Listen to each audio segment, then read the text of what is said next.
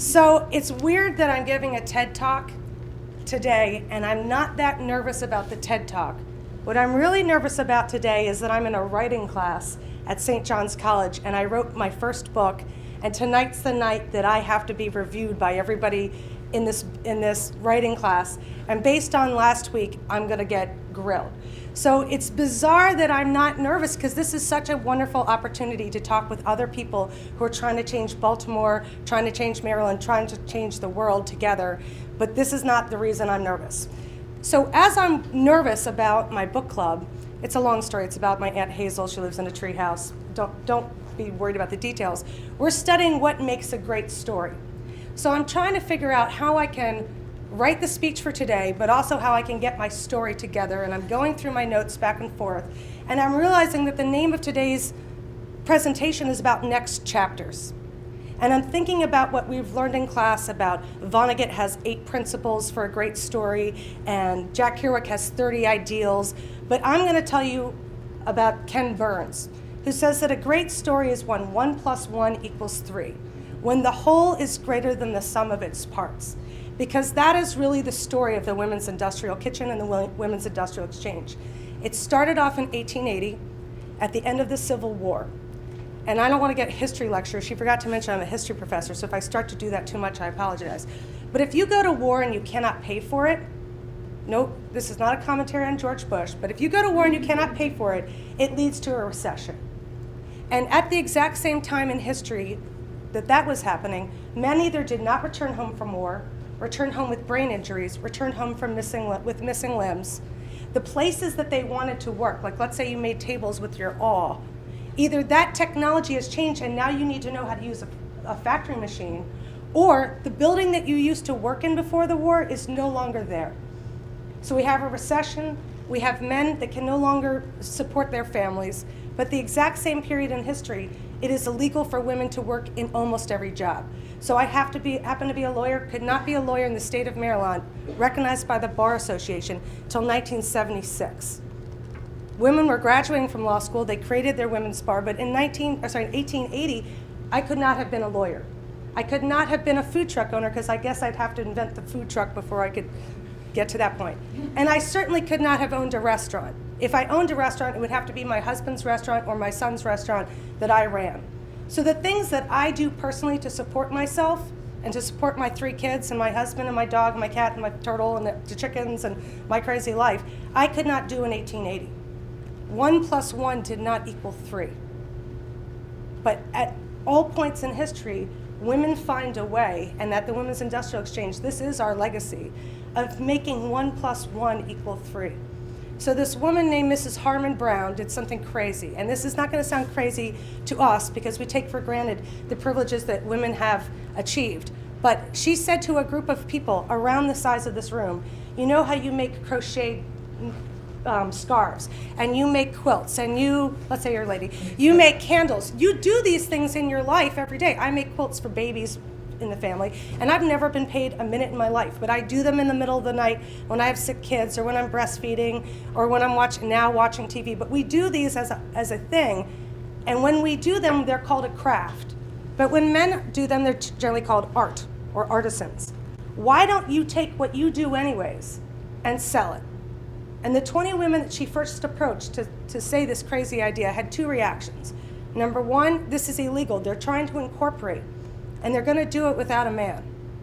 And number 2, if they do this, they will embarrass their husband. And it's nice that we're following the fatherhood, because the pressure that fathers feel to support their families is very similar to the pressure that mothers feel, which is we love our children, and we need to feed them, clothe them, house them, nourish them in all types of ways. So the original 20 women, 15 left out of the door saying we couldn't possibly do such a revolutionary thing. And they weren't crazy. Other places around the country tried to do this, and then women were arrested for trying to do this. So what they were doing, if you want to talk about revolutionary, was revolutionary. But 5 women stayed in the room, and those 5 women said, tell me more, what do we got to lose? We have to figure out a way to make 1 + 1 = 3. Because on our own, the way it is right now, it's only going to make 2, so let's do something crazy, something extra to make 3. And so Harmon took these 5 women's crafts, and she started off in her house much like Pampered Chef or Mary Kay, where you go over to your friend's house, you say, girl, I really need that spatula, even though you got 5 home in the drawer, because your friend is trying to make money to supplement her income as well. This was 1880. By 1882, they were so successful that they were able to purchase the building we still are in today. And in terms of like perspective, this building is 4 stories tall. It has multiple apartments. It has a restaurant that seats 70 on one floor, another restaurant that seats about 20 downstairs, an office building, and a consignment store. This is, by 1882 standards, a high rise, and they paid cash. So these women figured out a way for 1 + 1 to make 2. Well, that's not over, because they realize if they're being successful and people are coming to buy their crafts, and the whole building is filled stem to stern with women coming out of the woodwork that say, take my product too, we need to make 1 + 1 = 3 also. I have to feed my kids too. I have to pay the roof over my head too. The women said, okay, if they're coming, let's have tea. Let's give them some tea. Just like today, I brought coffee. Let's feed them. And it started off as the tea room. Again, very small in our current room, the Able Room. If anyone came to the TED lecture about women's history, you were there and you were in the Able Room. That's where it started. And you came with fancy gloves and you wore fancy skirts, and it's where the who's who and the what's what came to see and be seen. And everything that they did was becoming 3. Wallace Simpson's grandmother ran the exchange, and Wallace ran around our building destroying our spot before she came and destroyed the King of England and made him give up his throne. We survived the Great Fire of 1904. Everything burned to the ground from our building south to the harbor, but we remained standing. We were making 3 happen, 1 + 1, and not because of Harmon Brown and not because of the consigners, but there's something extra that's happening in our space that we're going to kind of get to. It's going to make a great story.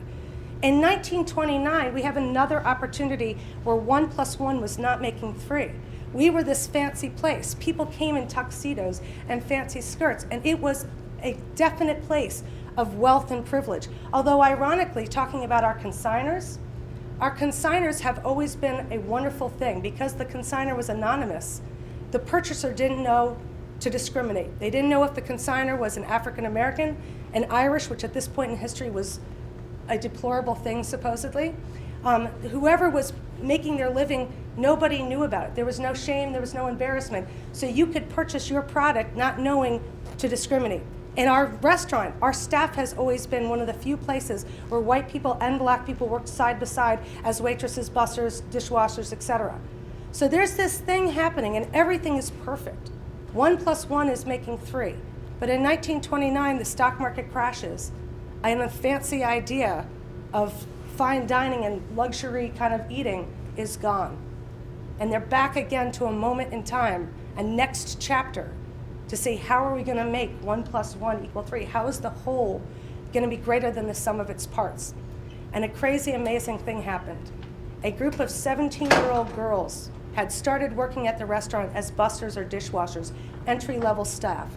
And when those professional waiters left, who was standing there still but a bunch of 17-year-olds to say, wait a minute, you guys have given up on the idea that 1 + 1 = 3, but we still think we can do it. This is a place that is valuable to us. We see potential in it. We're 17, we're too dumb to realize that this is hopeless. And what they did was they found the next chapter. They rebranded the restaurant from the tea room, and they switched the idea to the lunchroom. And that famous deviled egg, aspic, and chicken salad was born. Although it had always been on our menu, we lowered the price, increased the portion, and were able to pay to get more people to come in, or inspire more people to come in. Meanwhile, throughout this entire history, women are still knitting, they're still sewing, they're still making their handiwork, they're still making their scarves, they're still, at this point, they're still people, babies still have to be christened. You still have to purchase something to put your baby in to be christened. So we are still supporting women who are trying to make a living, trying to personally make 1 + 1 = 3. And now we've figured out, again, a next chapter. And they are so successful at making 1 + 1 = 3 that at point of comparison, we went through the records to try to figure out our menu, try to figure out the theme, because not much was left but scraps of papers. They were going through 1,000 deviled eggs a day. 1,000 deviled eggs per day. By point of comparison, in 2014, If I go through 30, I high-five staff and say, great day, guys. We had a great day. They are so successful that every celebrity you can name that ever came through Baltimore, from Katharine Hepburn, we just saw Goldie Hawn, you name it, if they came through Baltimore, the ladies of this place would write a handwritten note saying, so glad to hear you're playing at the Mechanic. We'd love it if you'd drop by. And who would show up? To Katharine Hepburn. These women did this whole thing with one man on the payroll until 1968. And his only job was to sign checks because no business would bank with us without a man signing our checks. These women worked from 1929 till 2002. At age 98, they retired.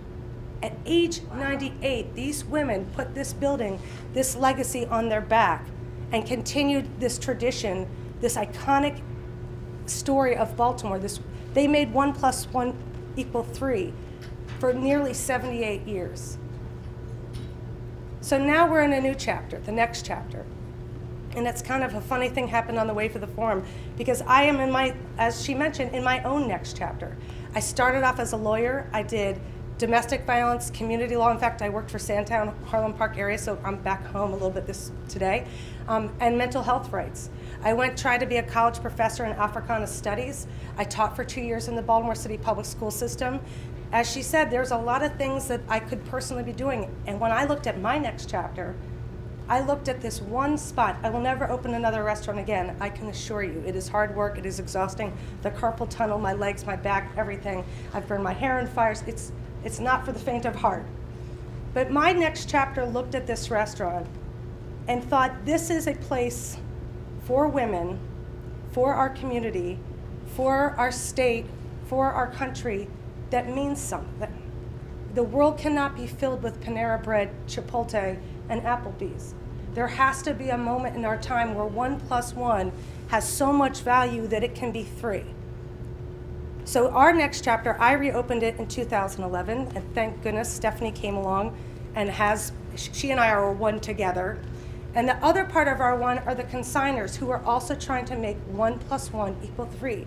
The same women that started off in 1880 who could not support their families because of their recession, the same women in 1929 who needed to supplement their income from their depression, those same women, the same thing, the same desire to feed your kids, the same need to have work that works differently, the same idea that, let's say I'm on disability or I have a preschool kid and I can't do a 9-to-5, 40-hour work week, but I can sew some handicraft. That woman still exists. And in the entire world, where does she know that she can go to try to figure out how 1 + 1 makes 3? Has been for 130 years, and hopefully with us relaunching some of this, we'll make it another 130 years. So how are we making now 1 + 1 = 3? I'm trying to do it personally every day. The math does not add up, but let me tell you how we're trying to do it, which is we realize at the exchange and at the kitchen that you're not really going to come there because I have tomato aspic. It's not that good. It's gross. It's a tomato jelly. I get it why it's on the menu, but you're not really coming there for that. And our consigners are not coming there just because they want to sell a necklace or these earrings that I bought from there. They're coming there because they're trying to make 1 + 1 = 3, but so are you. You want to spend your money on a historic, iconic place. You want to support something that has been valuable for 130 years and will be valuable for 130 more years. You want to eat food that is actually made out of food. You want not just to have boil and bag soup.